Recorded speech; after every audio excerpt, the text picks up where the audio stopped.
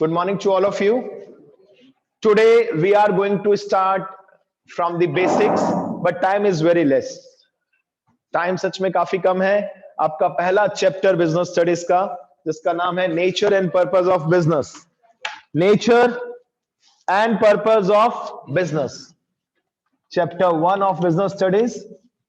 Nature क्या है and purpose क्या है बिजनेस का. Nature and purpose of business. कोई भी बच्चा अगर इसमें परफेक्शन चाहता है तो पहली कंडीशन क्या होनी चाहिए कि मार्केट से 3 to 4 पेज, मैक्स टू मैक्स जो A4 साइज पेजेस के पेपर होते हैं, 3 to 4 papers more than sufficient है. क्या करेंगे इसमें सर? शॉर्ट समरी, और वो भी ऐसे नहीं, डायग्रामेटिक प्रेजेंटेशन के थ्रू. इसके थ्रू क्या रहेगा बच्चों, बताइए जरा. सर कहानी तो कुछ इजी लगेगी, कुछ क्रिएटिव लगेगी आपको. डायग्रामेटिक प्रेजेंटेशन अपने हिसाब से कस्टमाइज कर दीजिए बिजनेस स्टडीज को. और लास्ट में क्वेश्चंस एंड ऑल तो आपको पढ़ना ही है, सिंपल केस स्टडी भी आपको डिस्कस करनी है. तो चलिए चैप्टर नंबर 1 स्पीडली स्टार्ट करते हैं. क्या दिख रहा है इसमें? सबसे पहले हिस्ट्री एंड ऑल कुछ काम की चीजें नहीं है. सबसे पहले बच्चों इसके स्टार्टिंग में दिख रहा है आपको बिजनेस का कंसेप्ट, जहां पर मेक इन इंडिया वाला डायग्राम है.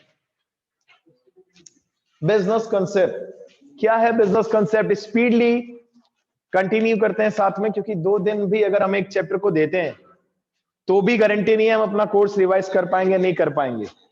एंड यहां से स्टार्ट है बिजनेस कंसेप्ट से, कहानी स्टार्ट है. बिजनेस कंसेप्ट क्या है? ये बिजनेस का कंसेप्ट लिखा है आपकी बुक में. All human beings wherever they are required to perform some or the other activity to satisfy their needs. कुछ ना कुछ हर इंसान कर रहा है अपनी नीड को पूरा करने के लिए. कोई पढ़ा रहा है, कोई अपना अलग अलग एक्टिविटीज में इन्वॉल्व है. सिंपल, आपके पेरेंट्स कोई बिजनेस में है, कोई जॉब में है, कोई रेलवे में है, कोई अकाउंटेंट है, कोई सब्जी मंडी में सब्जी सेल कर रहा है. What all are doing human activities. And क्यों कर रहे हैं? To satisfy their needs. They pursue different occupations to earn a livelihood and to get some psychological satisfaction. जो हम काम कर रहे हैं कहीं ना कहीं मॉनेटरी एस्पेक्ट के लिए भी कर रहे हैं, और साइकोलॉजिकल सेटिस्फेक्शन भी मिलता है कि yes we are doing something. Kumbhakarna की तरह सो नहीं रहे हैं दिन भर और 6-6 महीने काम कर रहे हैं. सिंपल सी बात है, right. Activities which human beings undertake are known as human activities. और ह्यूमन एक्टिविटीज को सीधा हम नीचे देख सकते हैं, टाइप्स ऑफ ह्यूमन एक्टिविटीज, जिसमें 2 आपको एस्पेक्ट्स दिख रहे हैं. नंबर 1 इकोनॉमिक और नंबर 2 नॉन इकोनॉमिक. इकोनॉमिक जिसमें डायरेक्टली पैसे की बात आ रही है, वो इकोनॉमिक एक्टिविटी. और जिसमें मनी की बात ऐसे सच नहीं आ रही, वो नॉन इकोनॉमिक. ठीक है. और इसका बेस्ट एग्जांपल क्या होता है? आपकी बुक्स में भी दे रखा है आई थिंक. एक मदर अपने बच्चे के लिए सुबह सुबह फूड बना रही है, टिफिन बना रही है, राइट. वो कौन सी एक्टिविटी है? Non economic. लेकिन वही मदर अगर जिनका टिफिन सेंटर है और वो टिफिन के हिसाब से फूड बना रही है, वो इकोनॉमिक एक्टिविटी है, बिकॉज उनको डेली ये वर्क करना होगा. कितने सारे टिफिन सेंटर है. एक अच्छा कंसेप्ट चल रहा है आज के टाइम में. कई सारे टिफिन सेंटर का वर्क चल रहा है भैया, क्योंकि पीजी वाले बहुत से बच्चे हैं जो बाहर से आते हैं, या कहीं पे खाने की प्रॉब्लम है.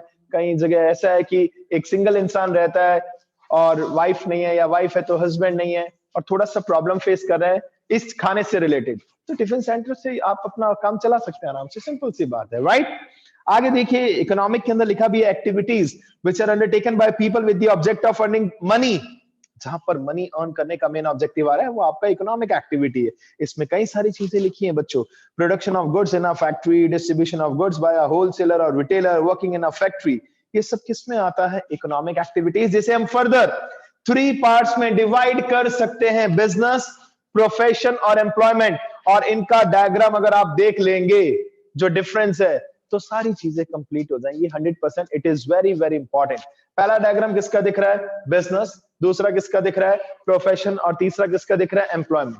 जल्दी से एक बार इसको रीड आउट करते हैं. पहला पॉइंट दिख रहा है कमेंसमेंट. बिजनेस कभी भी स्टार्ट किया जा सकता है, आप कभी भी स्टार्ट कर सकते हैं, कोई बड़ा बिग डील नहीं है.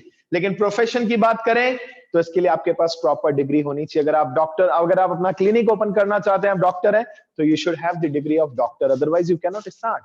अगर आप दवाई की, मेडिसिन का शॉप खोलना चाहते हैं, तो क्या खोल सकते हैं इजिली?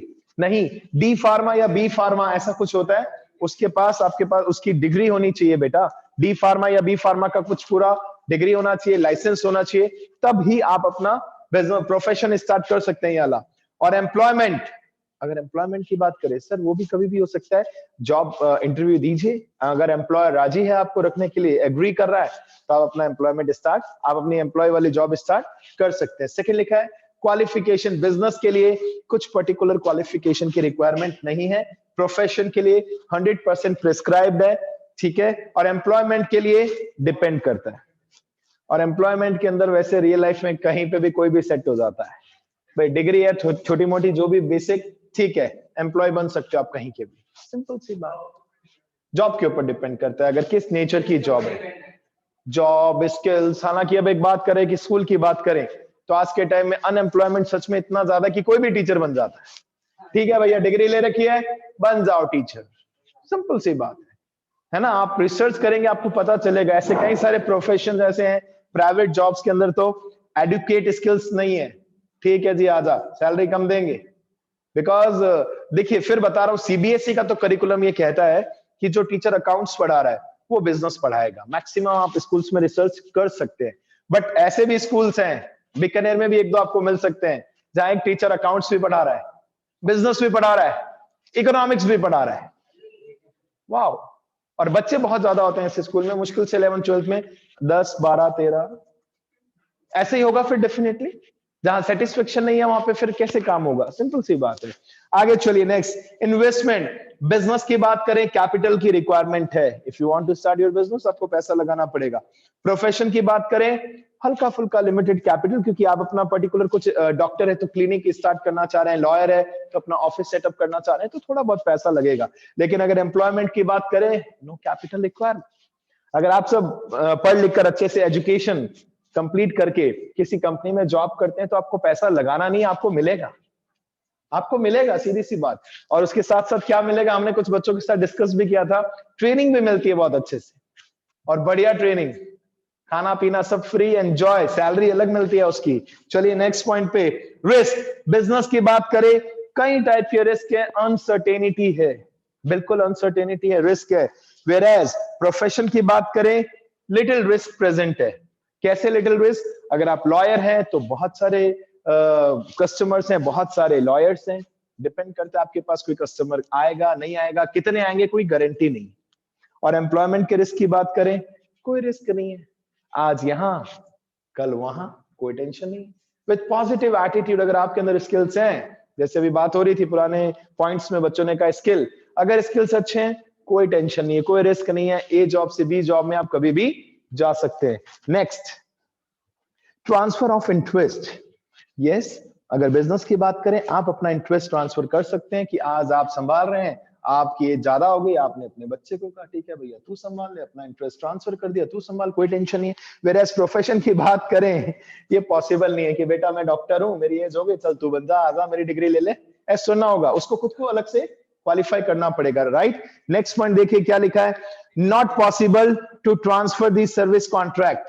अगर एक इंसान कहीं जॉब कर रहा है और उसको लग रहा है नहीं भैया अब मैं थोड़ा घर बैठना चाहता हूं, कुछ चाहे मेरी वाइफ ये जॉब कर ले, कुछ चाहे मेरी वाइफ आके यहां पढ़ा ले, इज इट पॉसिबल? नो, आप ट्रांसफर नहीं कर सकते, राइट। नेक्स्ट पॉइंट में देखिए, मेन ऑब्जेक्टिव, बिजनेस के अंदर मेन ऑब्जेक्टिव क्या है सर? पैसा कमाना, प्रॉफिट अर्निंग। वेयरएज अगर प्रोफेशन की बात करें, प्रोफेशन की बात करें, जल्दी खत्म करो भाई अपनी बात, प्रोफेशन की बात करें, मेन ऑब्जेक्टिव क्या होता है प्रोफेशन के अंदर? सर्विस प्रोवाइड करना। भाई प्रोफेशन का मेन ऑब्जेक्टिव क्या होगा? अगर आप डॉक्टर बन गए, चार्टर्ड अकाउंटेंट बन गए, तो क्या है? सर्विस प्रोवाइड करना। हम ये नहीं कह रहे पैसा नहीं लेंगे, आप पैसा लेंगे, बट मेन ऑब्जेक्टिव क्या होगा आपका? सर्विस प्रोवाइड करना, राइट। आगे चलिए नेक्स्ट, मेन ऑब्जेक्टिव किसके अंदर? एम्प्लॉयमेंट के अंदर, सर इनकम जनरेट करना और सैलरी एंड ऑल रिसीव करना और एम्प्लॉयर को सेटिस्फाई करना, दैट्स इट, खत्म खत्म। यानी कि अगर एम्प्लॉयमेंट के अंदर हम मेन ऑब्जेक्टिव की बात करें तो क्या होगा मेन ऑब्जेक्टिव एक एम्प्लॉय का? लाइक मेरा ऑब्जेक्टिव क्या होगा? सर्विस प्रोवाइड करना, पढ़ाना और स्कूल से सैलरी लेना, दैट्स इट, खत्म। नेक्स्ट, कोड ऑफ कंडक्ट की अगर बात करें, कोड ऑफ कंडक्ट की, कोड ऑफ कंडक्ट बिजनेस में क्या है? कोई भी प्रिस्क्राइब कोड ऑफ कंडक्ट नहीं है। मतलब कोड ऑफ कंडक्ट को क्या बोलेंगे एग्जैक्टली, क्या बोलते हो बच्चों? What is the exact meaning? क्या कुछ सिद्धांत, नियम, कानून, रूल्स, प्रिंसिपल्स? बिजनेस में आज सच कोई खास नहीं है, ठीक है। इतने सारे बिजनेसमैन है मार्केट में, कोई प्रिस्क्राइब नहीं है, ठीक है। हर कोई अपने अपने हिसाब से दुकान चला रहा है। लेकिन प्रोफेशन की बात करें बेटा, बिल्कुल कोड ऑफ कंडक्ट है। डॉक्टर है तो किस हिसाब से आपको चेक करना है, पेशेंट को चीट नहीं करना। मतलब जो आजकल कितनी बेईमानी चल रही है बेटा, नहीं चल रही बेईमानी, चीटिंग। मतलब ऑपरेशन की रिक्वायरमेंट नहीं है तो भी आपको डरा देंगे, भाई ऑपरेशन तो कराना पड़ेगा, लाइफ खतरे में है, अभी के अभी कुछ भी हो सकता है, विद इन फ्यू मंथ्स। इंसान को डरा दिया जाता है।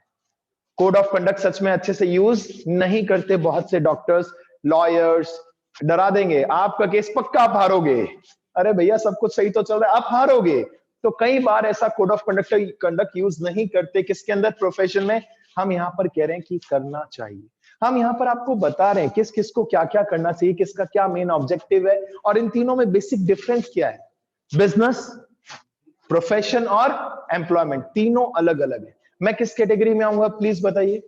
मैं किस कैटेगरी में आऊंगा? एम्प्लॉयमेंट, ठीक है। और विपिन सर किस में आएंगे? हालांकि देखिए फिर एक बात बोल रहा हूं, जो फैक्ट है कि स्कूल्स को बिजनेस नहीं कहा जाता, सिंपल। आज के टाइम में कई स्कूल्स में मानता हूं कि आज के टाइम में ऐसा ट्रीट किया जाता है बिजनेस टाइप से, because there are so many schools. अरे जहां पे आरएसयू सब साइड हो जाएंगे, जहां फीस है 2-2 लाख रुपए, 4-4 लाख रुपए, और सेटिस्फेक्शन। मैंने कई बार मेयू स्कूल के बच्चों को पढ़ा इंडिविजुअल, और वो पर मंथ 10 to 20,000, 25,000 तक देने को तैयार है। अकाउंट्स की बात कर रहा हूँ, 12th की स्पेशली, पता है क्यों?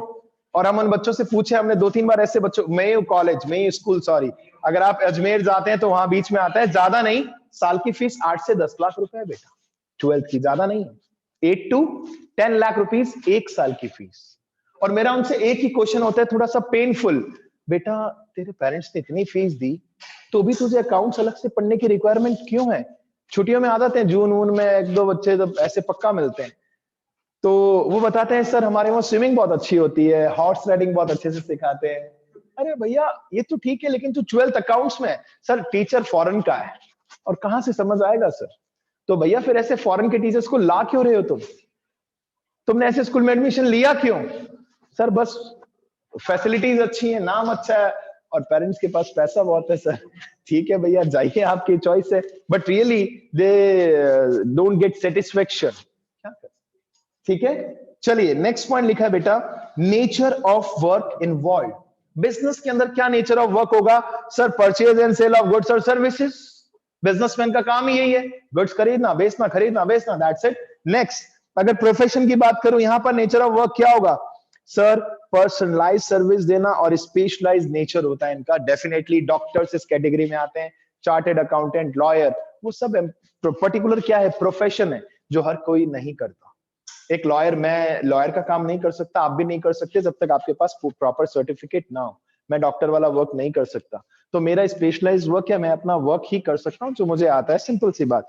एम्प्लॉयमेंट की बात करूं, मेरा नेचर ऑफ वर्क क्या होगा? जो एम्प्लॉयर कहेगा वो कर देंगे, सीधी सी बात है, खत्म। देन रिवॉर्ड, बिजनेस में रिवॉर्ड क्या मिलता है? प्रॉफिट। प्रोफेशन में क्या मिलता है? फीस। डॉक्टर क्या लेते हैं? अपनी फीस। लॉयर क्या लेते हैं? अपनी फीस। चार्टर्ड अकाउंटेंट क्या लेते हैं? अपनी फीस। वेयर एम्प्लॉयमेंट में क्या रिवॉर्ड मिलता है? सैलरी। सिंपल, बिल्कुल। नेक्स्ट, इसके बाद नॉन इकोनॉमिक एक्टिविटी का अगर आप डायग्राम देखेंगे तो बस यही मंदिर एंड ऑल हेल्प सब कुछ कर रखा है। इसके बाद जो सबसे मेन पॉइंट आ रहा है बेटा, वो है कैरेक्टरिस्टिक्स ऑफ बिजनेस, जो बहुत छोटे बच्चों वाला है। कैरेक्टरिस्टिक्स में क्या लिखा है? बिजनेस एक इकोनॉमिक एक्टिविटी है, सबको पता है। बिजनेस क्या है? मैंने एक इकोनॉमिक एक्टिविटी। हम बिजनेस के ऊपर ज्यादा फोकस क्यों कर रहे हैं सर? क्योंकि हम अकाउंट्स भी जब पढ़ते हैं तो मेन टारगेट क्या, आपने किसी डॉक्टर के अकाउंट्स तो नहीं सीख रहे 11th में? कभी नहीं सीखते, ना 11th में ना 12th में। आप बिजनेसमैन के हिसाब से कि एक बिजनेस फर्म है तो उसके अकाउंट्स कैसे बनाएंगे, उसी के ऊपर फोकस करते हैं। और थ्योरेटिकल लाइफ में, बिजनेस में भी आप किसके ऊपर फोकस करें? बिजनेस के ऊपर ही, कि बिजनेस के क्या क्या कंसेप्ट हैं, कैरेक्टरिस्टिक्स है। कैरेक्टरिस्टिक्स नंबर 1 इकोनॉमिक एक्टिविटी है, नंबर 2 प्रोडक्शन और procurement of goods and services. Goods and service क्या करना, या तो खरीदना या खुद बनाना, दैट्स इट। नंबर 3 सेल करना, जब परचेज किए तो सेल भी तो करोगे। और वो भी क्यों? For the satisfaction of human needs को फुलफिल करने के लिए सेल करना।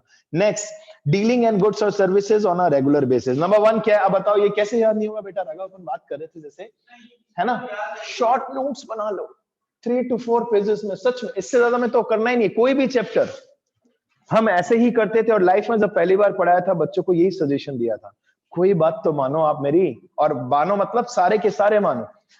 प्रिंट आउट का सिंपल पेपर लिया व्हाइट पेज का, शॉर्ट में अच्छी राइटिंग से जितने भी मेन कंटेंट्स हैं उसको डायग्रामेटिक प्रेजेंटेशन से थोड़ा टाइम स्पेंड करके, उसके बाद वो आप कभी भी फ्री हो या पेपर हो रिवाइज कर पाओगे। पूरा चैप्टर रिवाइज कर पाना कई बार मुश्किल होता है बच्चों के लिए, लेकिन एक साथ शॉर्ट में दिख जाए 2 पेज में पूरा चैप्टर, मजा आ जाएगा। तो बिजनेस का कैरेक्टरिस्टिक क्या है? नंबर 1 इकोनॉमिक एक्टिविटी है, नंबर 2 गुड्स परचेज करना या बनाना, नंबर 3 बेचना, नंबर 4 रेगुलर बेसिस पे ये काम करना, 5th प्रॉफिट अर्न करना, 6th अनसर्टेनिटी है, गारंटी नहीं है बिजनेस में, प्रॉफिट भी हो सकता है तो लॉस भी हो सकता है।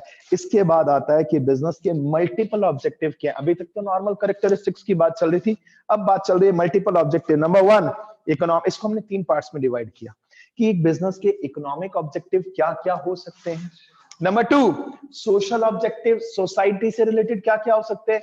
और नंबर 3 पर्सनल ऑब्जेक्टिव या ह्यूमन ऑब्जेक्टिव क्या क्या हो सकते हैं बिजनेस के। Number 1 economic objective. नंबर 1 मतलब अगर हम आपसे 1 नंबर का क्वेश्चन पूछ रहे हैं या 3 मार्क्स में गलती से पूछ ले ऐसा क्वेश्चन कि बिजनेस के इकोनॉमिक एक्टिविटीज को एक्सप्लेन कीजिए, नंबर 1 क्या होता है? सर्वाइवल। सबसे पहले एक बिजनेसमैन क्या चाहेगा? पैसे से रिलेटेड ऑब्जेक्टिव की बात चल रही है, सबसे पहले बिजनेसमैन चाहेगा सबसे पहले मैं सरवाइव करूं। आपने अपना नया नया बिजनेस सेटअप किया तो सबसे पहले आपका मॉनेटरी टर्म्स में क्या ऑब्जेक्टिव होना चाहिए? सरवाइव कर ले मार्केट में, क्योंकि मार्केट में सरवाइव करना भी इजी नहीं है। कितने बिजनेसमैन आते हैं अपनी दुकान खोलते हैं और गायब हो जाते हैं। अगर स्ट्रेटेजी आपने सही नहीं बनाई तो आप मार्केट से क्या हो जाओगे? गायब। ठीक है, अगर कुछ टाइम रह लिए आप, सरवाइव कर लिया, तो लालच तो बढ़ेगा, ऑब्वियस सी बात है, लालच बढ़ता है, इंसान है। सेकंड ऑब्जेक्टिव क्या आता है फिर? थोड़ा ग्रोथ नहीं बेटा, पहले प्रॉफिट है। पहला काम नई नई दुकान खोली है। मैं एग्जांपल ले लेता हूं छोटा सा, भूख लगी है, एक अच्छा फेमस ब्रांड है, आपको ध्यान हो तो सबसे पहले इन्होंने क्या सोचा होगा? सरवाइव कर लें, मार्केट में सरवाइव करे, सिंपल सी बात है। थोड़ा टाइम निकाला, मार्केट में अपने प्रोडक्ट को अच्छे से लॉन्च किया, बेस्ट क्वालिटी के प्रोडक्ट्स को प्रोवाइड किया। कुछ टाइम इन्होंने सोचा होगा कि अब प्रॉफिट भी कमाना स्टार्ट करेंगे, हो गया बहुत सारा टाइम, अब हम प्रॉफिट कमाना स्टार्ट करेंगे। ठीक है, कुछ टाइम और निकला, प्रॉफिट और अर्न करना स्टार्ट किया, अच्छा खासा प्रॉफिट कमा लिया। फिर थोड़ा सा और दिमाग आया कि क्या करते हैं? ग्रोथ। उन्होंने लेटेस्ट क्या किया है? अपनी एक नई ब्रांच ओपन कर ली है केएम रोड पे। भूख लगी है, ने अपनी एक नई ब्रांच ओपन की है, बिकॉज लेटेस्ट कल ही मुझे फेसबुक पे उनका ऐड दिखा, we have started a new branch at KM road. किसने? भूख लगी है जो ब्रांड है, व्यास कॉलोनी में। मैजिक चाय ने भी कर लिया। अगर आप डायरेक्टली प्रॉफिट वाले पे आ जाएंगे तो गलत होगा। ऐसा इसलिए बताया मैंने, एग्जांपल भी जो लिया, भूख लगी, इसी के ऊपर एक रेस्टोरेंट था स्ट्रॉसम। जीके हमारी मार्केट वाली जीके कई बच्चों की बहुत शानदार है। स्ट्रॉसम रेस्टोरेंट ही था, बहुत अच्छा। इनॉग्रेशन पे मैं भी गया था, बुलाया था किसी स्टूडेंट ने भी मुझे कि मेरे रिलेटिव का है, वो वहां से गायब हो गया। आई डोंट नो व्हाई, या तो कहीं ना कहीं वहां से गायब हो गया अपनी लोकेशन से, मे बी कहीं ना कहीं उन्होंने स्ट्रेटेजी सही नहीं लगाई या रेट्स ज्यादा थे, कुछ ना कुछ तो वहां पर इश्यू हुआ था बेटा, क्योंकि वो लोकेशन दी बेस्ट थी जहां उन्होंने ओपन किया। या तो कुछ वो ऐसा करते कि कॉम्पिटिटर फेल हो जाता, लेकिन वो खुद फेल हो गए। आप सोचिए, it's not easy to establish a brand, it is not easy. आसान है क्या एक ब्रांड को एस्टैब्लिश करना और ये इकोनॉमिक ऑब्जेक्टिव्स को पूरा करना? पहला क्या है? सर्वाइवल। सर्वाइव कर गए कुछ टाइम, फिर आपका लालच बढ़ेगा, तो सेकंड ऑब्जेक्टिव क्या? प्रॉफिट। फिर थोड़ा बहुत प्रॉफिट कमा लिया तो क्या आना चाहिए? ग्रोथ। क्या ये सीक्वेंस ये रहना चाहिए या चेंज कर सकते हैं? यही रहना चाहिए बेटा। देखो सीधी सी बात है, बड़े बड़े लोगों ने यही डिसाइड किया, जियो ने भी कुछ ऐसे ही किया होगा, रिलायंस ने तो यही किया, सबसे पहले सरवाइव किया, आगे मार्केट में चलो अब थोड़ा प्रॉफिट कमाते हैं, उसके बाद और ग्रोथ करते हैं। ठीक है, स्ट्रेटेजी है, एग्जैक्टली क्या ये तो हमें भी नहीं पता इतने बड़े लेवल पर। अगर रिलायंस, ठीक है कोई बात नहीं, हो सकता है, हो सकता है ग्रोथ।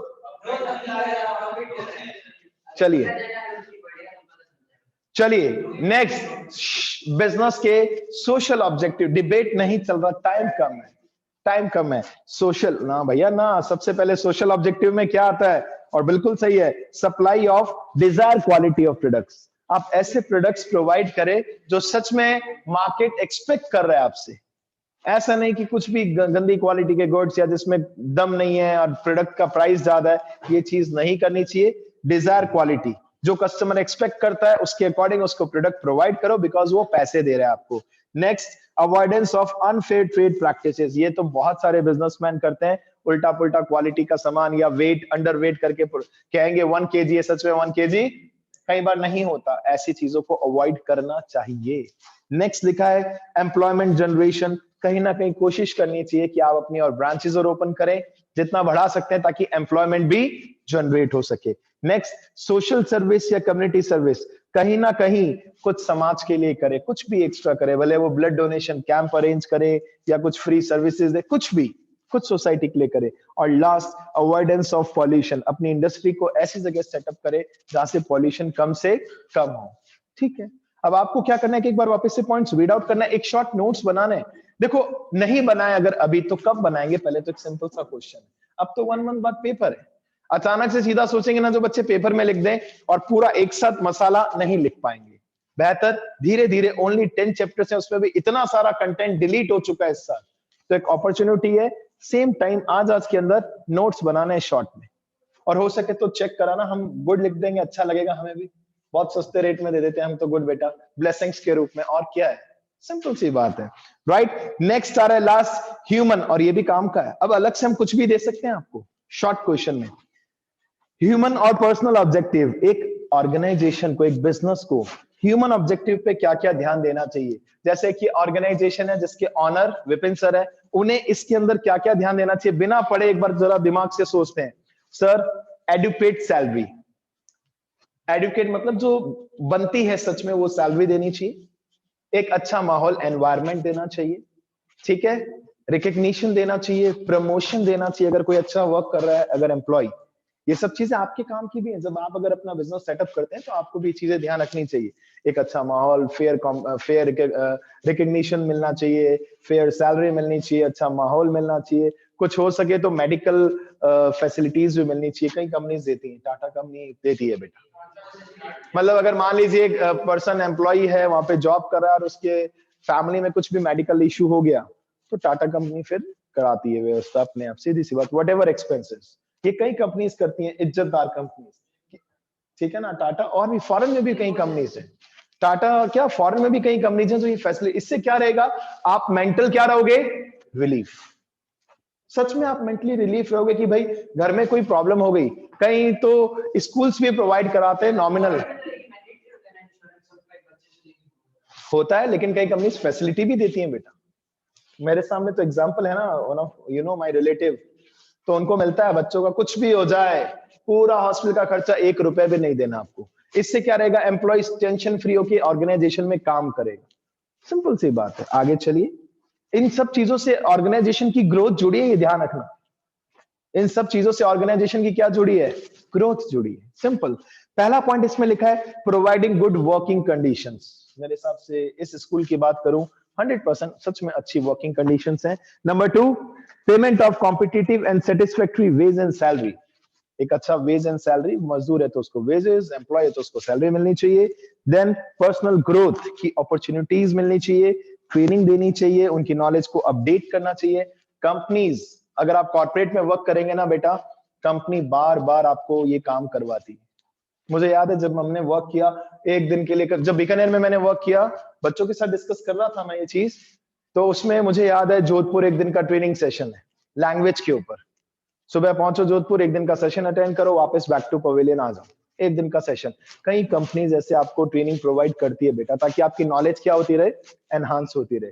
तो पॉजिटिव भी रहेगा, नहीं तो एम्प्लॉय बेचारा काम कर करके पागल हो जाता है, कितना काम करूं।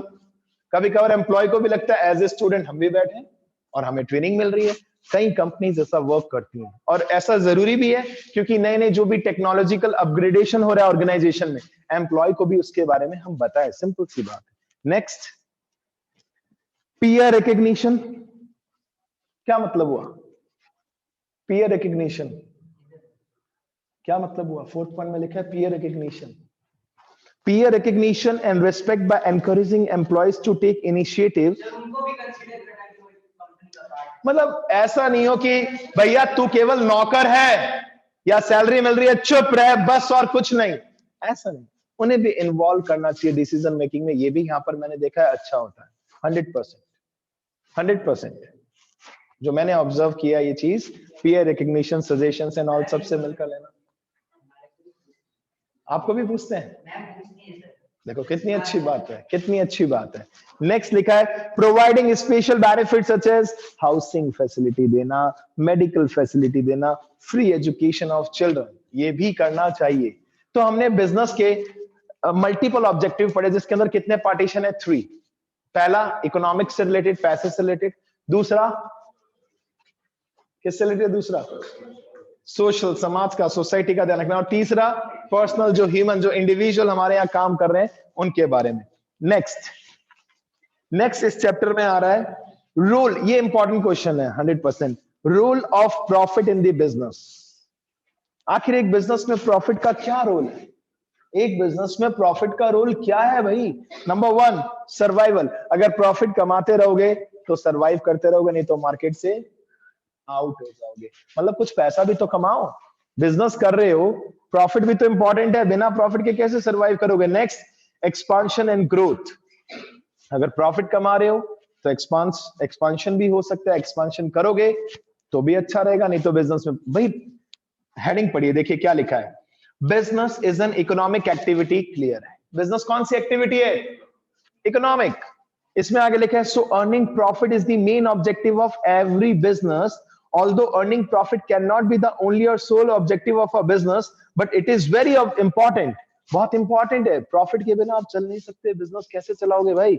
और इसके अंदर क्या क्या रीजन है? पहला हमने पढ़ा सर्वाइवल, दूसरा एक्सपांशन एंड ग्रोथ, थर्ड अगर आप प्रॉफिट कमा रहे हो तो इसके थ्रू भी पता चलेगा. किसके थ्रू? सिंबल ऑफ एफिशिएंसी और एन इंडेक्स ऑफ परफॉर्मेंस. अगर आपका प्रॉफिट, अगर आप इंडेक्स में या स्टॉक मार्केट में भी आपका शेयर है, बढ़िया रेट चल रहा है, इट मींस क्या है?